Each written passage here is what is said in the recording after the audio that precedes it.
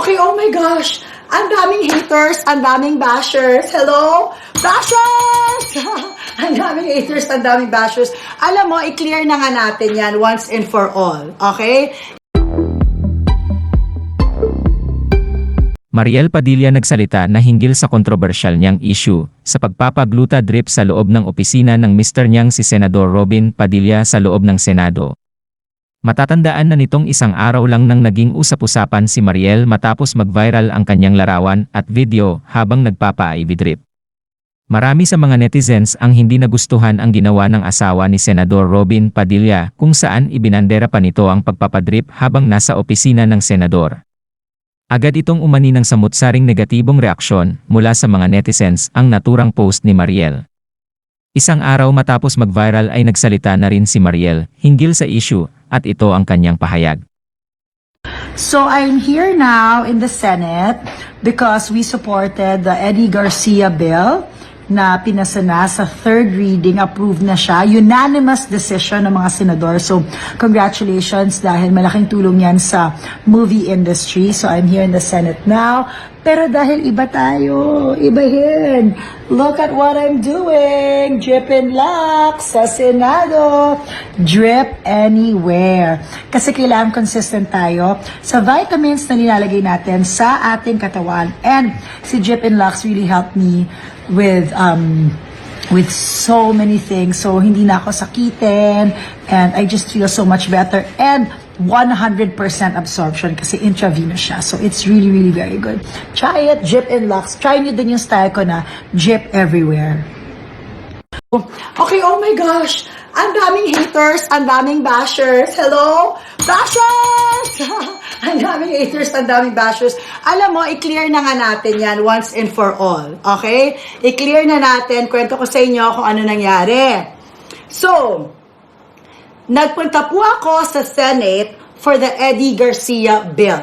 Hindi po ako nakikipunta doon lagi because I am a full-time mom and wife. Also, online seller po ako. Okay? So, I don't always go to the Senate. It's just that I was there to support the Eddie Garcia bill. At saka, alam nyo, sobra kasi ito talaga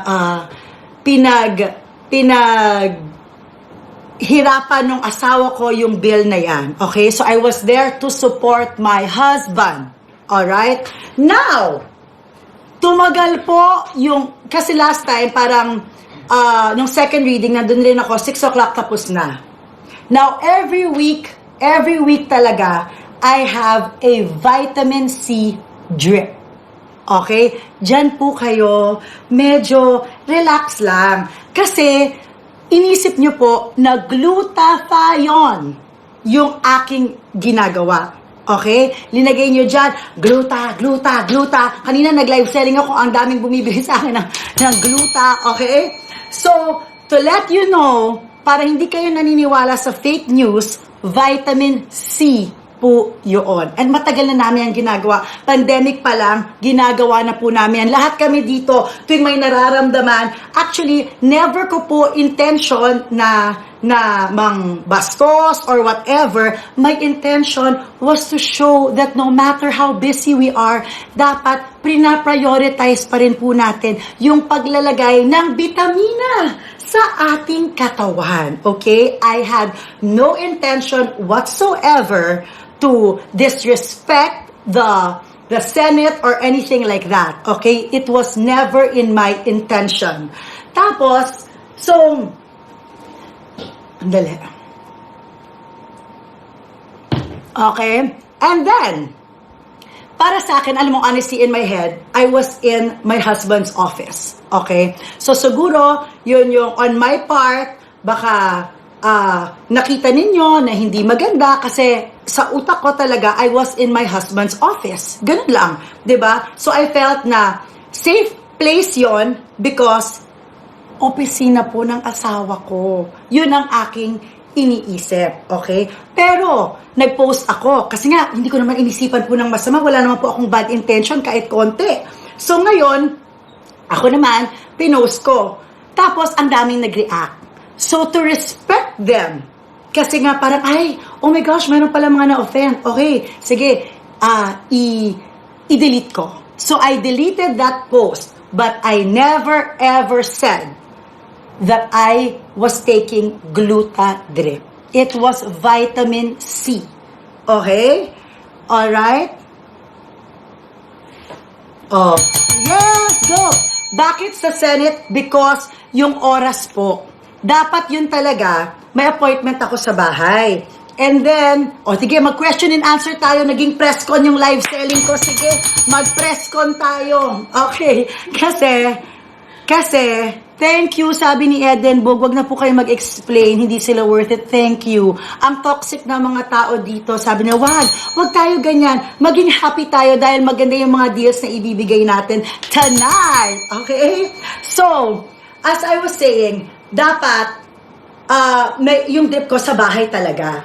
Kaya lang nga, tumagal, inintay ko po yung asawa ko na 9 o'clock, nasa opisina pa rin. So sabi ko, dito na lang, pumunta na lang sila, hindi ko naman inisipan na, oh my gosh, maging national issue pala, diba? That's why I am saying sorry dun sa mga na-offend. Okay? But it was never my intention na i-offend kayo, gawing parang hindi ka respectable yung Senado. No, of course not. Okay? So now, I'm going to go back to my live selling and yung mga gustong mag-hate pa dyan, okay, go.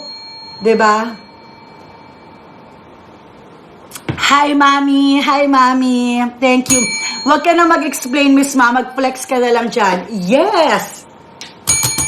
Thank you so much, Edenbug22. Salamat. Thank you, Ronadel. Salamat. Thank you. Thank you, Antricia. Thank you so much. Thank you, Liliana Pisa. Maraming salamat. Sa mga nag-send ko ng stars, maraming salamat. Okay? So,